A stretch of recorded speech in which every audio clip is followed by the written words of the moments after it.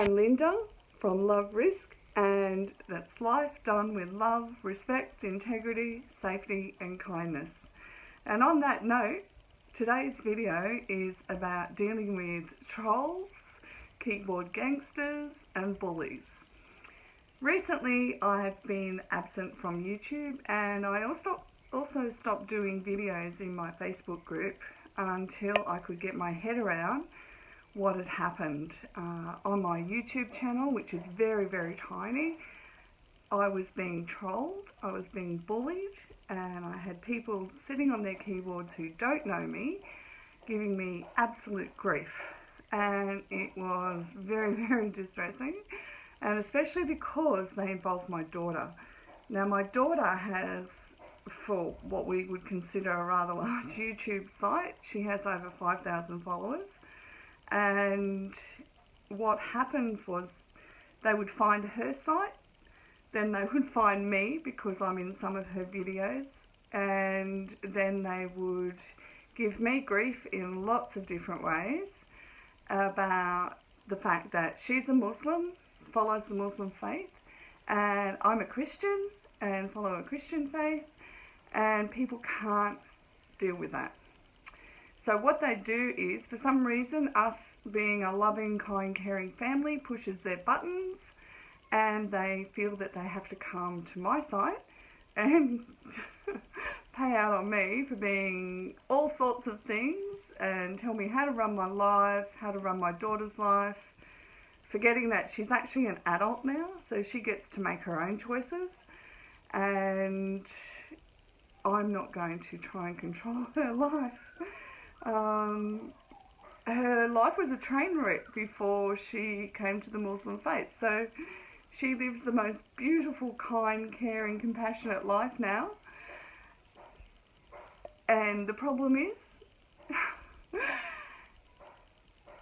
if people can't believe that God's bigger than their own mind, and what God does in somebody's life is bigger than what you can imagine, then that's not your fault, and it's not my fault. The best analogy I can come up with is thinking of being bullied as like the Cinderella story.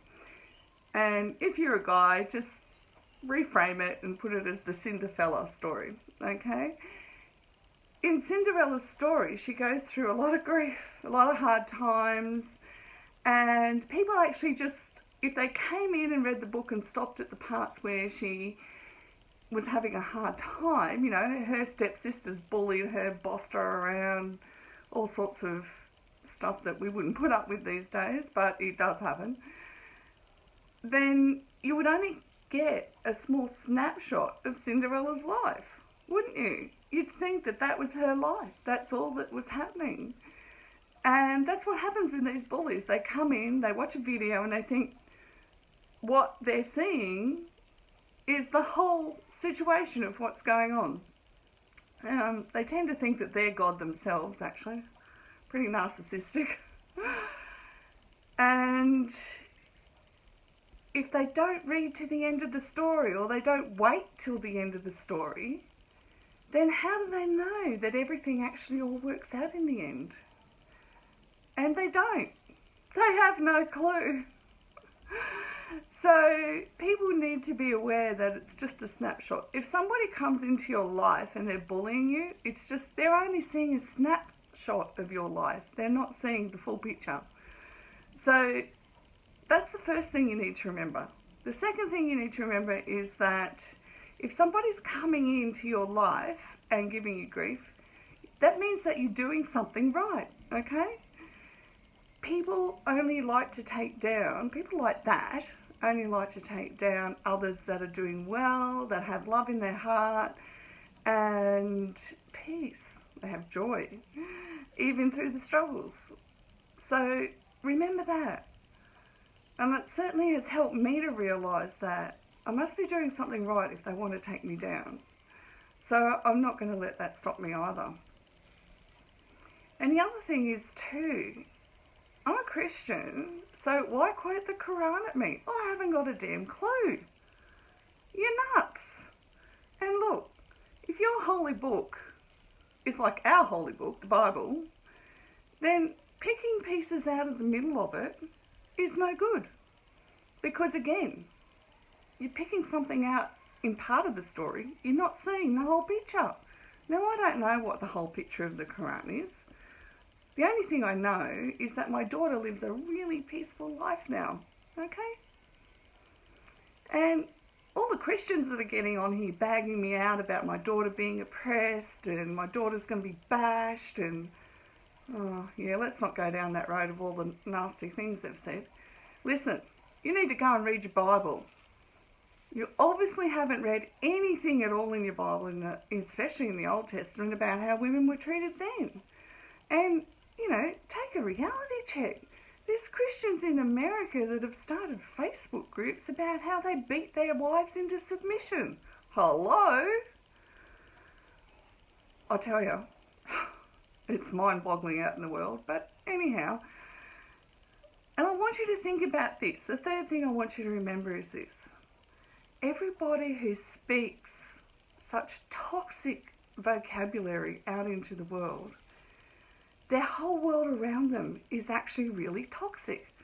So, you know, I could guarantee you that they don't have supportive friends, they don't have a life off the keyboard. One lady even told me that she married a sweet guy and, you know, everything was good. And yet that anger that came from her, all I could think of was, my goodness, your poor husband must be a saint. Yeah. Before we point fingers at other people, we really have to sit down and look at our own big picture. I've got a long way to go on this journey too.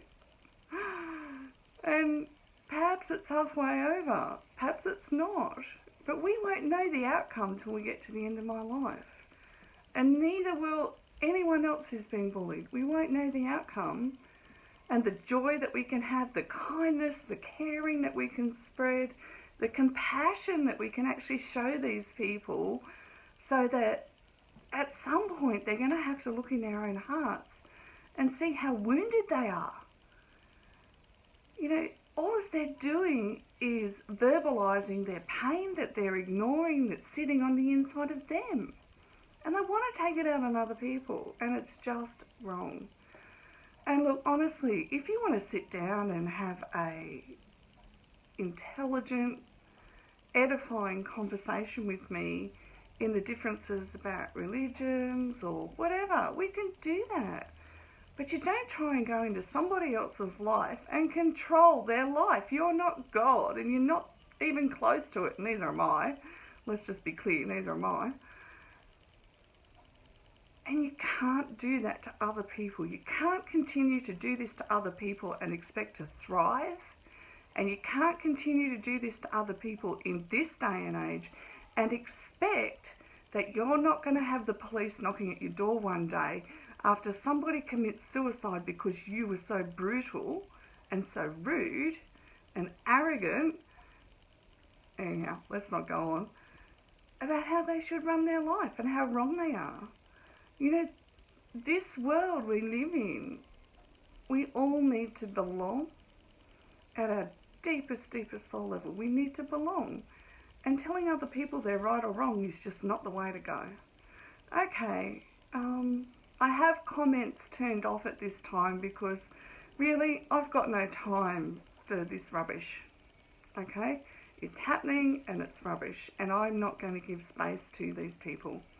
So if you want to jump over to Facebook, the Facebook page link will be down below, and my guess is they won't make it over to Facebook because they wouldn't even watch the video this far. Okay? God bless you all in whatever frame you're in, and may the peace that surpasses all understanding that comes from Him spring to life inside of you. And may you know that you're doing a good thing in this world, irrespective of what these toxic people say. Okay, bye for now.